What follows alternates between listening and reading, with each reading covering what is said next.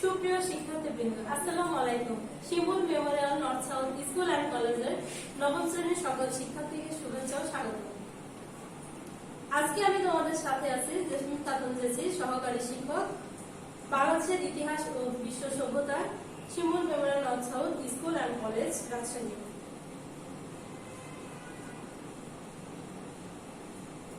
এখানে দুইটা ছবি দেখা যাচ্ছে। এই ছবি থেকে আমরা অনুমান করার চেষ্টা করব যে আজকে দ্বিতীয় অধ্যায়ের বিশ্ব সভ্যতা চ্যাপ্টার থেকে, বিশ্ব সভ্যতা অংশ থেকে কোন সভ্যতার ইতিহাসটা জানবো। এই প্রথম ছবিটাতে দেখা যাচ্ছে একটা সভ্যতার অনেক জৌলুসতা, এবং দ্বিতীয় অর্থাৎ একটা সভ্যতার উত্থান সম্পর্কে দেখা যাচ্ছে। দ্বিতীয় ছবিতে দেখা যাচ্ছে যে বিশাল সাম্রাজ্য, এবং সেই সাম্রাজ্য এখানে জলরাশি দ্বারা পরিবেষ্টিত একটা সাম্রাজ্য। অর্থাৎ এখান থেকে আমরা বোঝার চেষ্টা করব যে এখানে এই অধ্যায়ে এমন একটা সভ্যতাকে কেন্দ্র করে ইতিহাস রচিত, সেটা যেটা বিশাল সাম্রাজ্যের অধিকারী। হ্যাঁ, এটা রোমান সভ্যতা। রোমান সভ্যতার ইতিহাস আমরা জানব। শিক্ষণফল: আজকে পাঠ শেষে শিক্ষার্থীরা ভৌগোলিক অবস্থান ও সময়কাল উল্লেখ করব। প্রাচীন রোমান সভ্যতার উদ্ভবের পটভূমি বর্ণনা করতে পারবে। রোম নগরী ও রোমান শাসনের বিভিন্ন ধাপ সম্পর্কে ব্যাখ্যা করতে পারবে। বিশ্ব সভ্যতায় প্রাচীন রোমান সভ্যতার ধর্ম, দর্শন, আইনের প্রভাব আলোচনা করতে পারবে। আলোচ্য বিষয়: রোমান সভ্যতা। পটভূমি: ভৌগোলিক অবস্থান ও সময়কাল। রোম নগরী ও রোমান শাসনের পরিচয়। সভ্যতায় রোমের অবদান। পটভূমি: গ্রিস সভ্যতার অবসানের আগেই ইতালির টাইবার নদীর তীরে এক বিশাল সাম্রাজ্য গড়ে ওঠে। ইতালির টাইবার নদীর তীরে যে নগরকে কেন্দ্র করে সাম্রাজ্যটা গড়ে ওঠে সেটা হচ্ছে রোম নগর। অর্থাৎ রোমকে কেন্দ্র করে গড়ে ওঠা সভ্যতা হলো রোমান সভ্যতা। এই রোম প্রথম দিকে ছিল একজন রাজার শাসনাধীন। পরবর্তীতে রাজা স্বৈরাচারী হয়ে উঠলে তাকে ক্ষমতাচ্যুত করে প্রতিষ্ঠিত হয় প্রজাতন্ত্র। রোমান সভ্যতা প্রায় 600 বছর স্থায়ী ছিল। রোমান সভ্যতা কত বছর স্থায়ী ছিল? রোমান সভ্যতা প্রায় 600 বছর স্থায়ী ছিল। এখানে একটা সাম্রাজ্যের কারুকাজ খচিত ভবন দেখা যাচ্ছে। এই ভবন থেকে আমরা অনুমান করব যে রোমান সভ্যতা অর্থাৎ রোম নগরী, রোমান জাতি হিসেবে কতখানি উন্নত ছিল। ভৌগোলিক অবস্থান, সময়কাল: ইতালির মাঝামাঝি পশ্চিমাংশে রোম নগর অবস্থিত। অর্থাৎ রোম নগর কোথায় অবস্থিত? ইতালির মাঝামাঝি পশ্চিমাংশে রোম নগর অবস্থিত। ইতালির দক্ষিণে ভূমধ্য সাগর থেকে আল্পস পর্বতমালা পর্যন্ত বিস্তৃত। ইতালির পশ্চিমাংশেও ভূমধ্য সাগর অবস্থিত, এবং প্রাচীনকালে এই যে সাগর দ্বারা পরিবেষ্টিত এই সাগরের অংশকে বলা হতো এটুসকান সাগর। এখানে সাগর দ্বারা পরিবেষ্টিত হওয়ার কারণে সাম্রাজ্যটা কৃষি বিকাশের সুযোগ ছিল, যার কারণে রোম কৃষি নির্ভর দেশ হয়ে গড়ে ওঠে। এর ফলে এখানে আদি অধিবাসীদের সাথে অনুপ্রবেশকারীদের সংঘর্ষের একটা নিত্য নৈমিত্তিক ব্যাপার হয়ে দাঁড়ায়, যে কারণে সংঘর্ষের প্রথম দিক থেকে রোমানরা যোদ্ধা জাতিতে পরিণত হয়। এবং রোমান ইতিহাস পর্যালোচনা করলে নানা উত্থান পতনের মধ্য দিয়ে, ঘাত প্রতিঘাতের মধ্যে দিয়ে 753 খ্রিস্টপূর্বাব্দে রোম নগরী প্রতিষ্ঠিত হয়। অর্থাৎ 476 খ্রিস্টাব্দে জার্মান বর্বর জাতির হাতে রোমান সাম্রাজ্যের চূড়ান্ত পতন ঘটে। রোম নগরী ও রোমান শাসনের পরিচয়: টাইবার নদীর উৎস মুখ হতে প্রায় 12-13 মাইল দূরে 7টি পর্বতের ওপর রোম অবস্থিত। এজন্য একে 7টি পর্বতের নগরী বলা হয়। এখানে ইন্দো ইউরোপীয় গোষ্ঠীর একদল মানুষ ইতালিতে বসবাস করত, এবং তাদেরকেই বলা হতো লাতিন। ইন্দো ইউরোপীয় গোষ্ঠীর যে গোষ্ঠী এখানে বসবাস করত তাদেরকে কি বলা হতো? লাতিন। তাদের ভাষার নাম অনুসারে তাদের ভাষার নামও হয় লাতিন। লাতিন রাজা রোমিওলাস রোম নগরী প্রতিষ্ঠা করেন। তাহলে এখানে প্রশ্ন, রোম নগরী কে প্রতিষ্ঠা করেন? লাতিন রাজা রোমিওলাস রোম নগরী প্রতিষ্ঠা করেন। রোমে গণতন্ত্র প্রজাতন্ত্র একদিনে প্রতিষ্ঠিত হয়নি। ধাপে ধাপে বিভিন্ন সংস্কার এবং সংগ্রামের মধ্য দিয়ে রোমে গণতন্ত্র প্রতিষ্ঠিত হয়। সর্বশেষ সম্রাট টার্কিউনাসকে ক্ষমতাচ্যুত করার মধ্য দিয়ে রোমের প্রজাতন্ত্রের সূত্রপাত হয়। তাহলে রোমে কাকে ক্ষমতাচ্যুত করার মধ্য দিয়ে প্রজাতন্ত্রের সূত্রপাত হয়? সর্বশেষ সম্রাট টার্কিউনাসকে ক্ষমতাচ্যুত করার মাধ্যমে রোমে প্রজাতন্ত্রের প্রতিষ্ঠিত হয়। রাজতন্ত্রের পতনের পর রোমের জনগণ দুই ভাগে বিভক্ত হয়, একটা ছিল প্যাট্রিশিয়ান, অন্যটা ছিল প্লিবিয়ান। প্রজাতন্ত্রের প্রথম 200 বছর ছিল প্যাট্রিশিয়ান ও প্লিবিয়ানদের মধ্যে সংঘাতের ইতিহাস। প্রজাতন্ত্র প্রতিষ্ঠিত হওয়ার পর প্রথম 2 বছর প্লিবিয়ান এবং প্যাট্রিশিয়ানরা একে অপরের মধ্যে সংঘাতে জড়িয়ে পড়ে। অধিকার বঞ্চিত ছিল প্লিবিয়ান শ্রেণী, তারা ক্রমাগত সংগ্রাম করতে থাকে এবং তারা তাদের অধিকার আদায় করতে সক্ষম হয়। প্লিবিয়ানদের দাবির মুখে রোমান আইনগুলোকে সংকলন করা হয় এবং প্লিবিয়ানরা 12টি ব্রোঞ্জ পাতে তাদের আইনগুলো লিখিতভাবে প্রণয়ন করে এবং আন্দোলনের চূড়ান্ত বিজয়ী হিসাবে প্লিবিয়ানদের পক্ষ থেকে নির্বাচনের সিদ্ধান্ত গৃহীত হয় এবং পরবর্তীতে রোমে প্রজাতন্ত্র গণতন্ত্রের দিকে ধাবিত হয়। রোমে প্রজাতন্ত্র প্রতিষ্ঠিত হলেও দেশটি সাম্রাজ্যবাদী শক্তিরূপে আত্মপ্রকাশ করতে থাকে। স্বল্প সময়ের মধ্যে রোম সমগ্র ইতালির উপর প্রভাব বিস্তার করতে থাকে এবং পরবর্তীতে ধনী দরিদ্র দাস কৃষক সকলে সম্মিলিতভাবে বিদ্রোহে তাদের ক্ষমতা দ্বন্দ্বের কারণে চরম বিশৃঙ্খলা, অর্থনৈতিক সংকট এবং হানাহানি ও সহিংসতা বেগবান হয়ে ওঠে।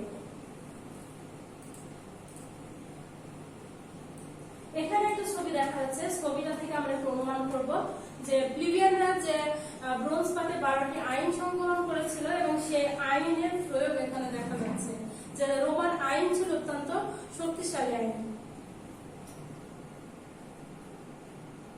রোমের অর্থনীতি ছিল কৃষি নির্ভর।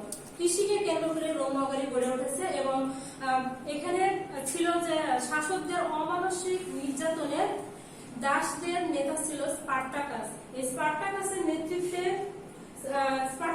নেতৃত্বে দাসরা বিদ্রোহ ঘোষণা করে এবং পরবর্তীতে স্পার্টাকাসের মৃত্যু হলে সেখানে দাসদের উপরে নেমে আসে অমানসিক নির্যাতন। রক্তক্ষয়ী যুদ্ধ ছড়িয়ে পড়ে এবং গৃহযুদ্ধ রূপ নেয়। পরবর্তীতে সমঝোতার ভিত্তিতে 3 জন নেতা ক্ষমতায় আসেন, যা ইতিহাসে ত্রয়ী শাসন নামে পরিচিত। এখানে ছবিতে অক্টোভিয়াস সিজার, মার্ক অ্যান্টনি ও লেপিডাস।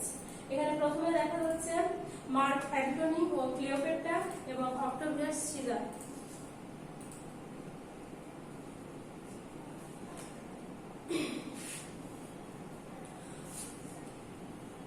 অক্টোভিয়াস সিজার, মার্ক অ্যান্টনি এবং লেপিডাস 3 জনের মধ্যে রোমের শাসন ব্যবস্থাকে ভাগ করে দেওয়া হয় এবং দায়িত্ব নেওয়া হয়। লেপিডাসের দায়িত্ব ছিল আফ্রিকার প্রদেশ সমূহ, অক্টোভিয়াস সিজারের দায়িত্ব ছিল ইতালি সাম্রাজ্যের পশ্চিম অংশ, অ্যান্টনির দায়িত্ব ছিল পূর্বাংশ। 3 জনের শাসন বেশি দিন স্থায়ী হয়নি, কারণ প্রত্যেকেরই আকাঙ্ক্ষা ছিল রোমের একছত্র অধিপতি হওয়ার, যার জন্য খুব শীঘ্রই তারা ক্ষমতার লড়াই শুরু করে এবং পরবর্তীতে অক্টোভিয়াস সিজার লেপিডাসকে পরাজিত করে। এদিকে মার্ক অ্যান্টনি মিশরের রাজকন্যা ক্লিওপেট্রাকে বিয়ে করে ক্ষমতা সঞ্চয় করতে থাকেন।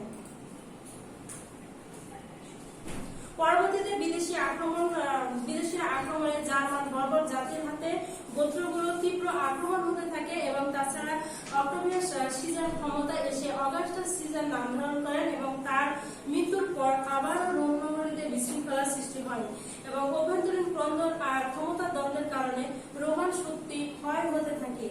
রোমের শেষ সম্রাট রোমিওলাস অগাস্টুলাস জার্মান বর্বর গোত্রের হাতে তীব্র আক্রমণ প্রতিহত করতে ব্যর্থ হলে রোমান সাম্রাজ্যের চূড়ান্ত পতন ঘটে।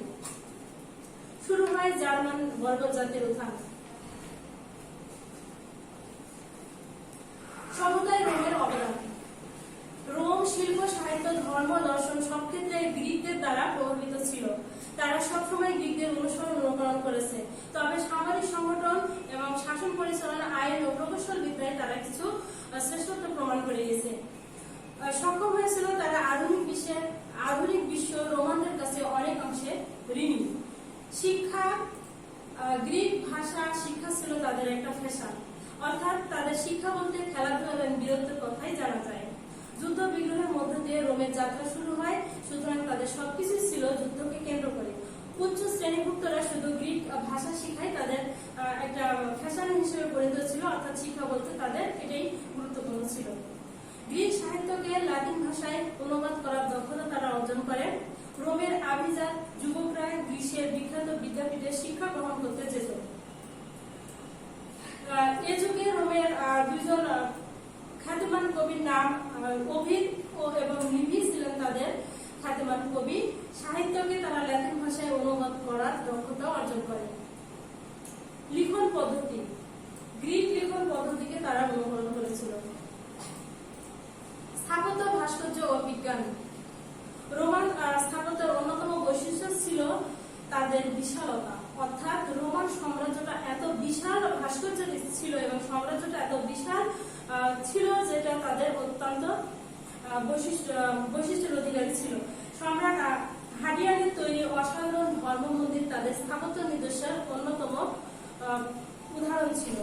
এছাড়া সম্রাট টিটাস কর্তৃক নির্মিত কলসিয়াম নাট্যশালা নির্মিত হয়। কলসিয়াম নাট্যশালা ছিল তাদের ভাস্কর্য শিল্পের নিদর্শন। এই কলসিয়াম নাট্যশালা একসাথে 5600 দর্শক বসে অনুষ্ঠান দেখতে পারত, অর্থাৎ এত বিশাল ছিল এই নাট্যশালাটা। আমরা এখানে কলসিয়াম নাট্যশালা দুটো চিত্র দেখতে পাচ্ছি। প্রথম চিত্রটা অভ্যন্তরীণ, অর্থাৎ নাট্যশালার ভেতরের যে দৃশ্যটা এবং বাহিরে যেটা দেখা যাচ্ছে সেটা বাহিরে ভবনের প্রকাশিত দেওয়ালটা। ধর্ম, দর্শন, আইন। রোমানরা ধর্মের ক্ষেত্রে গ্রিকদের দ্বারা প্রভাবিত ছিল। অনেক গ্রিক দেবদেবীর নাম পরিবর্তন করে রোমান দেবদেবীর নাম চলে এসেছে, অর্থাৎ রোমানদের প্রধান বা অন্যতম দেবতা ছিল জুপিটার। অন্যান্য গুরুত্বপূর্ণ দেবদেবী হচ্ছে জুনো, নেপচুন, মার্চু, ভলকান, ভেনাস, এগুলো ছিল তাদের অন্যান্য দেবদেবী। অর্থাৎ রোমান দেব মন্দিরের প্রধান পুরোহিতরা প্রধান ছিলেন এবং তারা ধর্মীয় আচার অনুষ্ঠান পরিচালনা করতেন।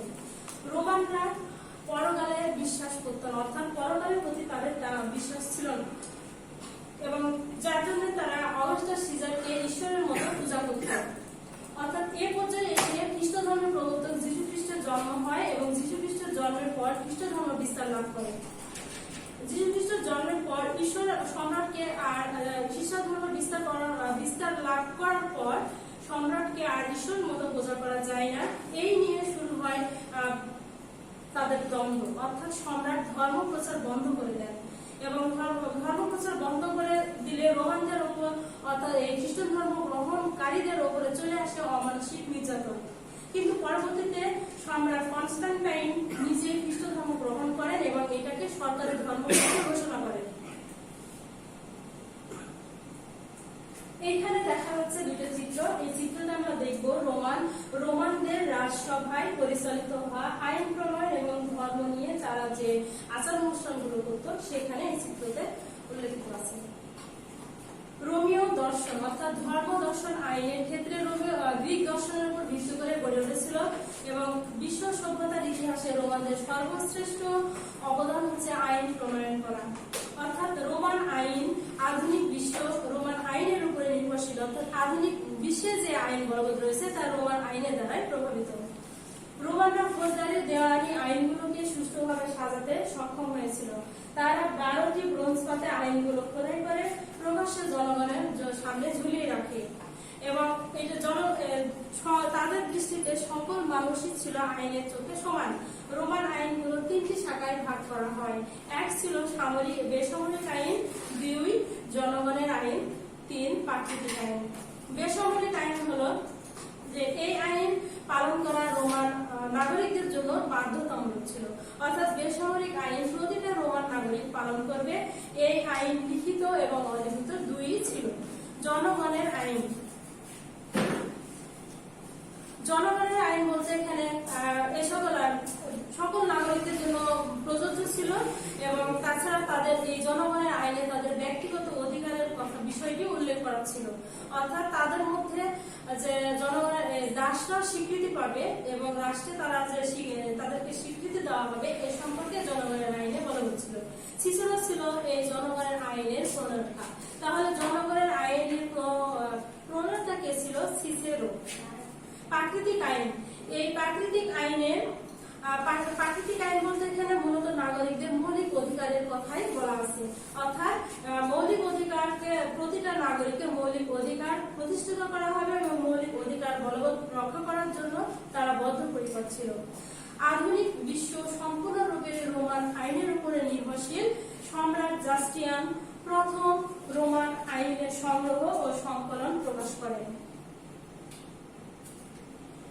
এইখানে যে ছবিটা দেখা যাচ্ছে, এই ছবিটাতে দেখা যাচ্ছে রোম নগরীর পতন, অর্থাৎ রোম নগরী পতন হয়েছিল এবং যখন পতন হয় তখন রোমের সম্রাট ছিল নিকোলো সার্কোজি এবং নিকোলো সার্কোজি তখন কথিত কথায় আছে যে যখন রোম নগরীতে ধ্বংস হয়ে যাচ্ছিল তখন তিনি কি করছিলেন? বাঁশি বাজাচ্ছিলেন।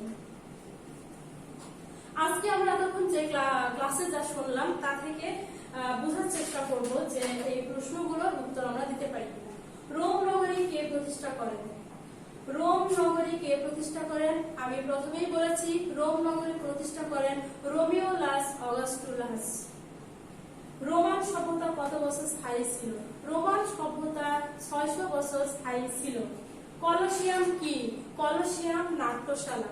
কলোসিয়াম রোমানদের নাট্যশালা। রোমান আইনের কতটি শাখা? রোমান আইনের 3টি শাখা। কোন নদীর তীরে রোমান সভ্যতা গড়ে উঠেছে? টাইবার নদীর তীরে রোমান সভ্যতা গড়ে উঠেছে। আজকের আলোচনা এখান থেকে শেষ। আজকে এতক্ষণ যে ক্লাসটা তোমরা মনোযোগ সহকারে নিশ্চয়ই দেখেছো এবং বুঝতে পেরেছো। পরবর্তীতে কার্ড এক্সাম নেওয়া হবে এবং কার্ড এক্সামের জন্য সবাই বাসায় চর্চা করবে নিশ্চয় পড়া দ্বিতীয় অধ্যায় সম্পূর্ণ অংশ। এবং পরবর্তীতে সবাই ভালো থাকবে, সুস্থ থাকবে এবং ধন্যবাদ সবাইকে, অসংখ্য অসংখ্য ধন্যবাদ পরবর্তী ক্লাসের জন্য।